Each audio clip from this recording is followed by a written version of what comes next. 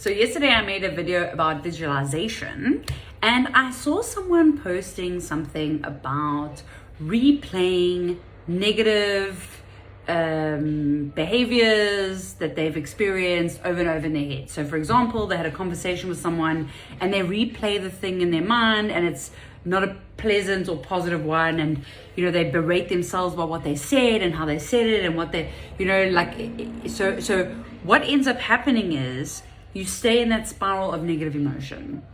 And funny thing about emotions is that they actually only last up to 90 seconds.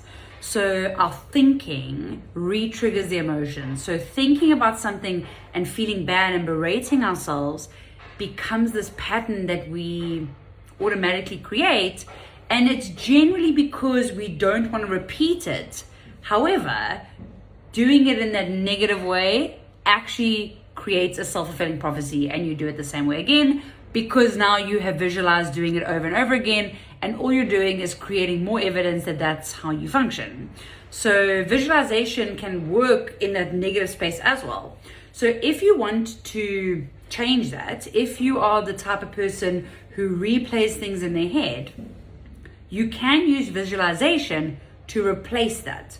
So if you had that conversation, it didn't go as planned, or something bad happened, or you said something nasty, or whatever it is, and you're constantly replaying in your head, you can use visualization to go, well, what would I have wanted to do instead?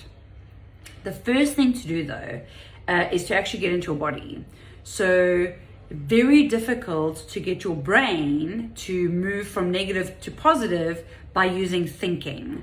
Thinking just triggers more thinking, and if you're in a spiral of negative thinking, you're going to remain in that negative thinking. So in order to shift it from negative to positive, get into your body. So concentrate on something, wiggle your toes, or if you're a tactile person, maybe you want to feel if you've got a velvet cushion, or there's something that feels nice. Maybe you can just gently feel your the ridges in your hand. Anything that is going to move you from your mind into your body. And once you've done that, once you have fully become someone in your body, so you're no longer actually thinking, then you start visualizing, what could I have done instead? Because by doing that, what you have done is you've taken away that negative spiral in the one part of your brain, and you have shifted it into your prefrontal cortex, where you have creativity and happiness and all kinds of amazing things. So then you can visualize the positive thing, the thing that you want to do instead. Very difficult to try and add like problem solving when you're in the negative spiral, because it's going to suck you back into the negative all the time, because that's the default that you're in. So if you're wanting to try, you start with, obviously you're going to get that negative thinking first. That's going to be a reminder. Okay, cool. I'm going to do something in my body. I'm going to wiggle my toes. Maybe I want to focus on like my calf muscles. So maybe you want to tense them and release them. You can breathe if you're the type of person who likes breathing. You can count your breaths. If there's a bird outside and you want to hear the birds chirping, and focus on the bird chirping and think about how high pitched it is or how low it is. If you look around your room, count how many colors you can see. So it's really about anything that's going to get you into your body and out of your mind.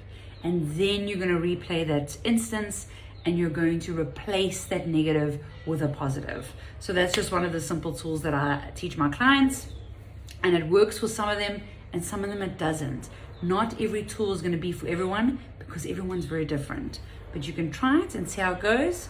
Obviously, if it doesn't work the first time, just remember that this is like a muscle.